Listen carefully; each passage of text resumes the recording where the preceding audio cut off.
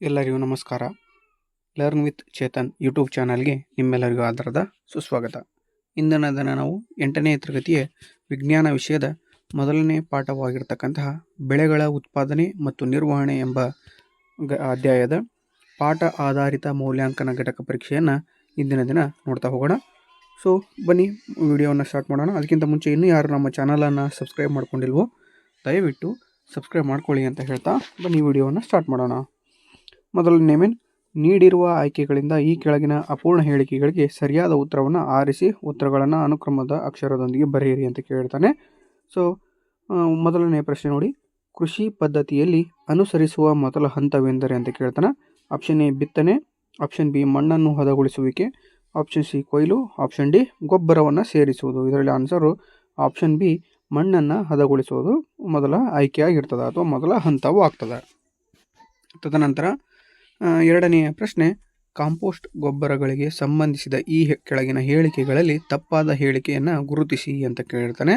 Option A ಹೆಚ್ಚಿನ ಪ್ರಮಾಣದಲ್ಲಿ ಸಾವಯವ ಪದಾರ್ಥವನ್ನು ಹೊಂದಿರುತ್ತವೆ, ಆಪ್ಷನ್ ಬಿ ನೀರನ್ನು ಹಿಡಿದಿಟ್ಟುಕೊಳ್ಳುವ ಸಾಮರ್ಥ್ಯವನ್ನು ಹೆಚ್ಚಿಸುತ್ತವೆ, ಆಪ್ಷನ್ ಸಿ ನೈಸರ್ಗಿಕವಾಗಿ ಉತ್ಪತ್ತಿಯಾಗುತ್ತವೆ, ಹಾಗೂ ಆಪ್ಷನ್ ಡಿ ಪರಿಸರ ಮಾಲಿನ್ಯಕ್ಕೆ ಕಾರಣವಾಗುತ್ತವೆ ಅಂತ ಇದೆ. ಸೊ ಈ ಕೆಳಗಿನ ಹೇಳಿಕೆಗಳಲ್ಲಿ ತಪ್ಪಾದ ಹೇಳಿಕೆಯನ್ನು ಗುರುತಿಸಿ ಅಂತ ಕೇಳಿರ್ತಾನೆ. ಸೊ ಆಪ್ಷನ್ ಡಿ ತಪ್ಪಾಗಿರ್ತದೆ. ಏನಪ್ಪ ಅಂದರೆ ಪರಿಸರ ಮಾಲಿನ್ಯಕ್ಕೆ ಕಾರಣವಾಗುತ್ತದೆ ಅನ್ನೋದು ಇದೇನಾಗಿರ್ತದೆ, ತಪ್ಪಾದ ಹೇಳಿಕೆ ಆಗಿರುತ್ತದೆ. ಇನ್ನು ಎರಡನೆಯ ಮೇನ್ ಪ್ರಶ್ನೆಗಳನ್ನು ನೋಡ್ತಾ ಹೋಗೋಣ. ನೀರಾವರಿ ಎಂದರೇನು? ನೀರಾವರಿ ಎಂದರೇನು ಅಂತ ಕೇಳ್ತಾನೆ. ಬೆಳೆಗಳಿಗೆ ನಿಯತ ಕಾಲಾಂತರ ಅಂದರೆ ಸಮಯಕ್ಕೆ ಸರಿಯಾದ ಅಂತ ಬೇಕಾದ ಸಂದರ್ಭಕ್ಕೆ ನೀರನ್ನು ಒದಗಿಸೋದು ಅಂತ. ಬೆಳೆಗಳಿಗೆ ನಿಯತ ಕಾಲಾಂತರದಲ್ಲಿ ನೀರನ್ನು ಒದಗಿಸುವುದಕ್ಕೆ ನೀರಾವರಿ ಎಂದು ಕರೆಯುತ್ತೇವೆ. ಬೆಳೆಗಳಿಗೆ ನಿಯತ ಕಾಲಾಂತರದಲ್ಲಿ ನೀರನ್ನು ಒದಗಿಸುವ ಪ್ರಕ್ರಿಯೆಗೆ ನಾವೆಂತ ಕರಿತೀವಿ? ನೀರಾವರಿ ಎಂದು ಕರೆಯುತ್ತೇವೆ. ಇನ್ನು ನಾಲ್ಕನೆಯ ಪ್ರಶ್ನೆಯನ್ನು ನೋಡಿ, ಏನಿದೆ? ಪಶುಸಂಗೋಪನೆ ಎಂದರೇನು? ಪಶುಸಂಗೋಪನೆ ಎಂದರೇನು ಅಂತ ಕೇಳ್ತಾನೆ. ಉತ್ತಮ ಆದಾಯಕ್ಕಾಗಿ ಪ್ರಾಣಿಗಳನ್ನು ಸಾಕುವುದು ಮತ್ತು ಅವುಗಳ ಆರೈಕೆಯನ್ನು ಮಾಡುವುದೇ ಪಶುಸಂಗೋಪನೆ ಆಗುತ್ತದೆ. ಹೌದಾ? ಉತ್ತಮ ಆದಾಯ ಅಂದರೆ ಚೆನ್ನಾಗಿ ಆದಾಯವನ್ನು ಗಳಿಸ್ಬೋದು ಮತ್ತು ಆದಾಯಕ್ಕಾಗಿ ಪ್ರಾಣಿಗಳನ್ನು ಸಾಕುವುದು ಅಷ್ಟೇ ಅಲ್ಲದೆ ಅವುಗಳ ಆರೈಕೆಯನ್ನು ಕೂಡ ಮಾಡಬೇಕು. ಈ ಒಂದು ಪ್ರಕ್ರಿಯೆಯನ್ನು ನಾವೆಂತ ಕರಿತೀವಿ? ಪಶುಸಂಗೋಪನೆ ಎಂದು ಕರೆಯುತ್ತೇವೆ. ಇನ್ನು 2 ಅಂಕದ ಪ್ರಶ್ನೆಗಳು ನೋಡಿ. ಉಳುಮೆ 5ನೇ ಪ್ರಶ್ನೆ, ಉಳುಮೆ ಮಾಡುವುದರ ಯಾವುದಾದರೂ 2 ಅನುಕೂಲಗಳನ್ನು ಬರೆಯಿರಿ. ಉಳುಮೆಯನ್ನು ಮಾಡೋದರಿಂದ ಆಗ್ತಕ್ಕಂತಹ ಅನುಕೂಲಗಳು ಯಾವ್ಯಾವು ಅದು ನೋಡಬೇಕಾಗ್ತದೆ. ಯಾವ್ಯಾವಪ್ಪ ಹಾಗಾದರೆ ನೋಡಿ, ಪೋಷಕಾಂಶದಿಂದ ಸಮೃದ್ಧವಾದ ಮಣ್ಣನ್ನು ಮೇಲ್ಭಾಗಕ್ಕೆ ತರುತ್ತದೆ. ನೋಡಿರಿ, ಪೋಷಕಾಂಶಗಳನ್ನು ಹೊಂದಿರತಕ್ಕಂಥ ಮಣ್ಣು ಏನಾಗ್ತದೆ? ಮೇಲ್ಭಾಗಕ್ಕೆ ತರ್ತಕ್ಕಂಥ ಸಂದರ್ಭ ಯಾವಾಗಪ್ಪ ಅಂದ್ರೆ ಉಳುಮೆ ಮಾಡೋದರಿಂದ ಬರ್ತದೆ. ಇನ್ನು ಎರಡನೇದು ನೋಡ್ರಿ, ಬೇರುಗಳು ಮಣ್ಣಿನ ಆಳಕ್ಕೆ ಇಳಿಯಲು ಸಾಧ್ಯವಾಗುತ್ತದೆ. ಬೇರುಗಳು ಎಲ್ಲಿ ಇಳಿಯಲು? ಮಣ್ಣಿನ ಆಳ ಭಾಗಕ್ಕೆ ಇಳಿಯಲು ಸಹಾಯಕವಾಗ್ತದೆ. 3ನೇ ಪಾಯಿಂಟ್ ನೋಡಿ, ಬೇರುಗಳ ಸುಲಭ ಉಸಿರಾಟ ಸಾಧ್ಯವಾಗುತ್ತದೆ. ಉಳುಮೆ ಮಾಡೋದ್ರಿಂದ ಬೇರುಗಳು ಸುಲಭವಾಗಿ ಉಸಿರಾಡಲಿಕ್ಕೆ ಸಹಾಯವನ್ನು ಆಗ್ತದ ಅಂತ. ಇನ್ನು 4ನೇ ಪಾಯಿಂಟು, ಎರೆಹುಳುಗಳು ಮತ್ತು ಸೂಕ್ಷ್ಮ ಜೀವಿಗಳ ಬೆಳವಣಿಗೆಗೆ ಸಹಾಯಕವಾಗ್ತದೆ. ಎರೆಹುಳುಗಳು ಮತ್ತು ಸೂಕ್ಷ್ಮ ಜೀವಿಗಳ ಬೆಳವಣಿಗೆ ಚೆನ್ನಾಗಿದ್ದರೆ ಆ ಮಣ್ಣು ಫಲವತ್ತತೆಯಿಂದ ಕೂಡಿದೆ ಅಂತ ಅರ್ಥ. ಓಕೆ, ಹಾಗಾದರೆ ಉಳುಮೆ ಮಾಡುವುದಾದ್ರೆ ಯಾವುದಾದ್ರೂ 2 ಅನುಕೂಲಗಳಂತ ಇದೆ. ಇಲ್ಲಿ 4 ಅನುಕೂಲಗಳಿದ್ದಾವೆ. ನಿಮಗೆ 2 ಯಾವುದು ಈಸಿ ಅನಿಸುತ್ತೋ ಅದನ್ನು ಪರ್ಫೆಕ್ಟ್ ಆಗಿ. 6ನೇ ಪ್ರಶ್ನೆ ನೋಡಿ, ಯಾಂತ್ರಿಕ ಕೂರಿಗೆ ವಿಧಾನದಿಂದ ಬಿತ್ತನೆ ಮಾಡುವುದರ ಅನುಕೂಲಗಳನ್ನು ಬರೆಯಿರಿ ಅಂತ ಕೇಳ್ತಾನೆ. ಸರಿಯಾದ ಆಳದಲ್ಲಿ ಮತ್ತು ಅಂತರದಲ್ಲಿ ಒಂದೇ ರೀತಿಯಾಗಿ ಬೀಜಗಳನ್ನು ಬಿತ್ತನೆ ಮಾಡಬಹುದು. ಬಿತ್ತನೆಯ ನಂತರ ಬೀಜಗಳು ಮಣ್ಣಿನಿಂದ ಮುಚ್ಚಿರುವುದನ್ನು ಖಚಿತಪಡಿಸುತ್ತದೆ. ಹಾಗೆ ಪಕ್ಷಿಗಳು ಬೀಜಗಳನ್ನು ತಿನ್ನದಂತೆ ರಕ್ಷಿಸುತ್ತದೆ. ಇದು ಏನಪ್ಪ ಅಂದರೆ ಯಾಂತ್ರಿಕ ಕೂರಿಗೆ ವಿಧಾನದಿಂದ ಬಿತ್ತನೆ ಮಾಡುವುದರಿಂದ ಆಗ್ತಕ್ಕಂಥ ಅನುಕೂಲಗಳು ಆಗಿರ್ತವೆ. ಇನ್ನು 7ನೇ ಪ್ರಶ್ನೆ ನೋಡಿ, ಬೆಳೆ ಸರದಿ ಪದ್ಧತಿ ಎಂದರೇನು? ಇದರ ಅನುಕೂಲವೇನು? ಬೆಳೆ ಸರದಿ ಪದ್ಧತಿ ಅಂದ್ರೇನು? ಇದರ ಅನುಕೂಲ ಕೇಳಿರ್ತಾನೆ. ಒಂದೇ ಭೂಮಿಯಲ್ಲಿ ಬೆಳೆಗಳನ್ನು ಒಂದಾದ ನಂತರ ಒಂದರಂತೆ, ಒಂದೇ ಭೂಮಿಯಲ್ಲಿ ಅಂದರೆ ಹೊಲ ಒಂದೇ ಆದರೆ ಅದರ ಈಗ ಗೋವಿನ ಜೋಳ ಬೆಳೆದಿರ್ತಾನೆ, ಅದರ ನಂತರ ಏನು ಮಾಡ್ತಾನೆ? ಶೇಂಗಾ ಹಾಕ್ತಾನೆ. ಅಂದರೆ ಒಂದು ಬೆಳೆಗಳ ನಂತರ ಇನ್ನೊಂದು ಬೆಳೆಗಳನ್ನು ಕಂಟಿನ್ಯೂಸ್ ಆಗಿ ಹಾಕೋದು.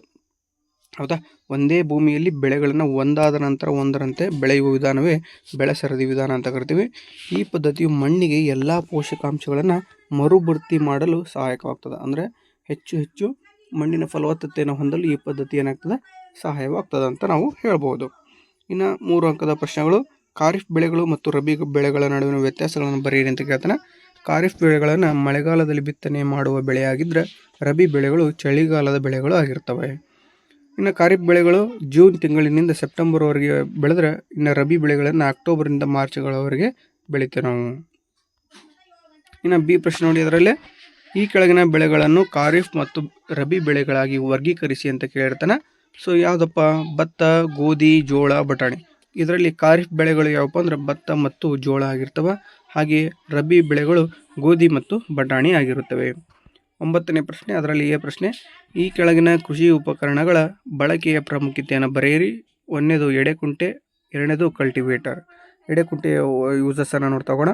ಇದನ್ನು ಕಳೆಗಳನ್ನು ತೆಗೆಯಲು ಮತ್ತು ಮಣ್ಣನ್ನು ಸಡಿಲಗೊಳಿಸಲು ಈ ಒಂದು ಎಡೆಕುಂಟೆಯನ್ನು ಬಳಸ್ತಾರೆ. ಕಳೆಗಳನ್ನು ತೆಗಿಲಿಕ್ಕೆ ಹಾಗೂ ಮಣ್ಣನ್ನು ಏನು ಮಾಡಲಿಕ್ಕೆ? ಸಡಿಲಗೊಳಿಸಲಿಕ್ಕೆ. ಇನ್ನು ಕಲ್ಟಿವೇಟರ್ನ ಎದಕ್ಕೆ ಯೂಸ್ ಮಾಡ್ತಾರೆ ಅಂದರೆ, ಬಿತ್ತನೆ ಮಾಡುವ ಮೊದಲು ಮಣ್ಣನ್ನು ಸಡಿಲಗೊಳಿಸಲು ಮತ್ತು ರಸಗೊಬ್ಬರಗಳನ್ನು ಮಿಶ್ರಣ ಮಾಡಲು ಈ ಒಂದು ಕಲ್ಟಿವೇಟರ್ನ ಬಳಸ್ತಾರೆ. ಓಕೆನಾ? ಬಿತ್ತನೆ ಮಾಡುವ ಮೊದಲು ಮಣ್ಣನ್ನು ಏನು ಮಾಡಬೇಕು? ಸಡಿಲಗೊಳಿಸಬೇಕು ಹಾಗೂ ರಸಗೊಬ್ಬರಗಳನ್ನು ಮಿಶ್ರಣ ಮಾಡಲು ಈ ಒಂದು ಕಲ್ಟಿವೇಟರ್ನ ಬಳಸ್ತಾರೆ. ಬಿ ಪ್ರಶ್ನೆ ನೋಡಿ, ರೈತರು ಅನುಸರಿಸುವ ಕೃಷಿ ಪದ್ಧತಿಗಳನ್ನು ಸರಿಯಾದ ಕ್ರಮದಲ್ಲಿ ಜೋಡಿಸಿ ಬರೆಯಿರಿ ಅಂತ ಕೇಳ್ತಾನೆ. ಬಿತ್ತನೆ, ನೀರಾವರಿ, ಕಳೆಗಳಿಂದ ರಕ್ಷಣೆ, ಕೊಯ್ಲು, ಮಣ್ಣನ್ನು ಹದಗೊಳಿಸುವಿಕೆ, ಸಂಗ್ರಹಣೆ, ಕಾಂಪೋಸ್ಟ್ ಅಥವಾ ರಸಗೊಬ್ಬರ ಸೇರಿಸುವುದು. ಅದಕ್ಕೆ ಉತ್ತರವನ್ನು ನೋಡ್ತಾ ಹೋಗೋಣ. ಮಣ್ಣನ್ನು ಹದಗೊಳಿಸುವುದು ಮೊದಲನೇ ಪ್ರಕ್ರಿಯೆ. ನೆಕ್ಸ್ಟು ಬಿತ್ತನೆ ಮಾಡಬೇಕು.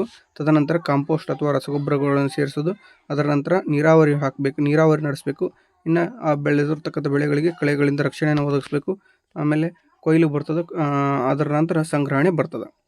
ಇನ್ನು 10ನೇ ಪ್ರಶ್ನೆ ನೋಡಿ, 4 ಅಂಕದ ಪ್ರಶ್ನೆ. ಎ, ಬಿ, ಸಿ ಎಂದು ಗುರುತಿಸಲಾದ 3 ಲೋಟಗಳು ಬೇರೆ ಬೇರೆ ವಿಧಾನಗಳಿಂದ ಬಳಸಿ ಪಡೆದ ಮೊಳಕೆ ಒಡೆದ ಬೀಜಗಳನ್ನು ಹೊಂದಿವೆ. ಆ 3 ಬೇರೆ ಬೇರೆ ವಿಧಾನಗಳು ಈ ಕೆಳಗಿನಂತಿವೆ. ಲೋಟೋ, ಸಾವಯವ ಗೊಬ್ಬರ, ಲೋಟ ರಸಗೊಬ್ಬರ. ಆಪ್ಷನ್ ಸಿ ಲೋಟ, ಯಾವುದೇ ಗೊಬ್ಬರ ಬಳಕೆಯಿಲ್ಲ. ಈ ದತ್ತಾಂಶಗಳನ್ನು ಆಧರಿಸಿ ಕೆಳಗಿನ ಪ್ರಶ್ನೆಗಳಿಗೆ ಉತ್ತರಿಸಿ ಅಂತ ಇದೆ. ಯಾವ ಲೋಟದಲ್ಲಿ ಬೀಜಗಳು ಕಡಿಮೆ ಪ್ರಮಾಣದಲ್ಲಿ ಮೊಳಕೆ ಹೊಡೆದಿವೆ ಮತ್ತು ಏಕೆ ಅಂತ ಇದೆ.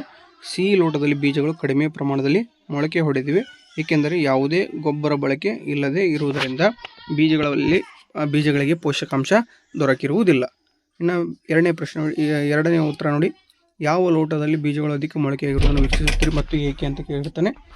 ಬಿ ಲೋಟದಲ್ಲಿ ರಸಗೊಬ್ಬರ ಬಳಕೆ ಮಾಡಿರುವುದರಿಂದ ಬೆಳೆಯುತ್ತಿರುವ ಬೀಜಗಳಿಗೆ ಪೋಷಕಾಂಶಗಳು ವೇಗವಾಗಿ ಅಧಿಕ ಪ್ರಮಾಣದಲ್ಲಿ ದೊರೆತು ಬೀಜಗಳು ಅಧಿಕ ಮೊಳಕೆಯಾಗಿರುತ್ತವೆ. ಇನ್ನು 5 ಅಂಕದ ಒಂದು ಪ್ರಶ್ನೆ ಇರ್ತದೆ. 11ನೇ ಪ್ರಶ್ನೆ ಅದರಲ್ಲಿ ಎ ಪ್ರಶ್ನೆ ನೋಡಿ, ರೈಜೋಬಿಯಂ ಬ್ಯಾಕ್ಟೀರಿಯಾದಿಂದ ಮಣ್ಣಿನಲ್ಲಿ ಸ್ಥಿರೀಕರಿಸಲ್ಪಡುವ ಪೋಷಕಾಂಶ ಯಾವುದು? ಅಂದರೆ ನೈಟ್ರೋಜನ್ ಸ್ಥಿರೀಕರಣವಾಗ್ತದೆ.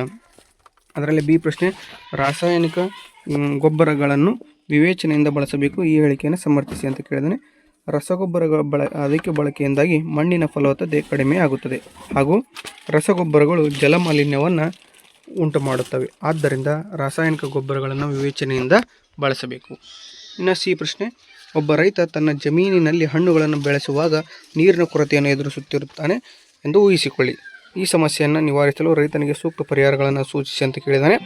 ಹಣ್ಣಿನ ಕೃಷಿ ಸಮಯದಲ್ಲಿ ನೀರಿನ ಕೊರತೆಯನ್ನು ಎದುರಿಸುತ್ತಿರುವ ರೈತನಿಗೆ ಪರಿಹಾರಗಳು ಏನೇನಪ್ಪ ಅಂದರೆ, ನೀರನ್ನು ಆರ್ಥಿಕವಾಗಿ ಬಳಸಲು ಸಹಾಯ ಮಾಡುವ ಹನಿ ನೀರಾವರಿ ವಿಧಾನವನ್ನು ಅಳವಡಿಸುವುದು. ಹನಿ ನೀರಾವರಿ ಬೆಳೆಗಳಿಗೆ ಸಹಾಯಕವಾಗುತ್ತದೆ. ಇದರಿಂದ ನೀರು ಸರಿಯಾಗಿ ಮತ್ತು ಕಡಿಮೆ ಪ್ರಮಾಣದಲ್ಲಿ ಬೀಜದ ಬೇರುಗಳ ಕಡೆಗೆ ನೇರವಾಗಿ ನೀಡಲಾಗುತ್ತದೆ. ನೀರಿನ ವ್ಯರ್ಥವಾಗುವಿಕೆಯನ್ನು ಪರಿಣಾಮಕಾರಿಯಾಗಿ ತಡೆಗಟ್ಟಬಹುದು. ಇವು ಏನಾಗಿರುತ್ತಪ್ಪ ಅಂದರೆ ಆ ಒಂದು ರೈತನಿಗೆ ನೀಡ್ತಕ್ಕಂಥ ಸೂಕ್ತ ಪರಿಹಾರಗಳು ಆಗಿರ್ತವೆ. ಓಕೆ, ಸೊ ಇದಾಗಿತ್ತು ಇಂದಿನ ವಿಡಿಯೋ.